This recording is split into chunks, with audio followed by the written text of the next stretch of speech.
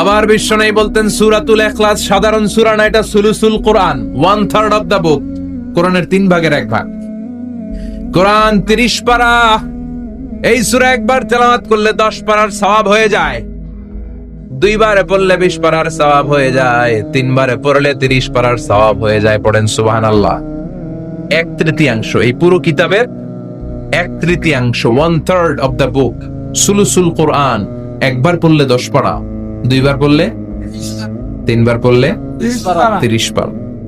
অনেক মুহাদ্দিসিন এবং মুফাসসিরিনরা বলে না, সুলুসুল কোরআন 1/3 অফ দা বুক দিয়ে বিশ্বনবী এটা বোঝায় নাই। বিশ্বনবী বুঝিয়েছে অন্য একটা জিনিস। সেটা কি? সেটা হচ্ছে পুরো 30 পারা কোরআনের কথাকে যদি আমাকে 3 শব্দে আপনি আমাকে বলতে বলেন যে হুজুর পুরো 30 পারায় আল্লাহ কি বলেছে, আমি বলবো তাওহীদ, রিসালাত, আখিরা। এই 3টা কথা পুরো 30 পারা কোরআনের ভেতরে আল্লাহ তাআলা আমাদেরকে বলেছেন। তাই কোরআনের যে সূরারই তাফসীর আমি করি না কেন, সেখানে হয় তাওহীদ, নয় রিসালাত, নয় আখিরাতের কথা সেখানে আছে না নাই? এজন্য পুরো কোরআনের শিক্ষাটাকে প্রেসাইজ করলে, কনসাইজ করলে 3টা শব্দ দাঁড়ায়, তাওহীদ, রিসালাত, আখিরাত। যেহেতু সূরাতুল ইখলাসের ভেতরে তাওহীদের কথা আছে, তার মানে 3 ভাগের 1 ভাগ কথা আছে না নাই? সুবহানাল্লাহ পড়েন। সুলুসুল কোরআন 1/3 অফ দা বুক।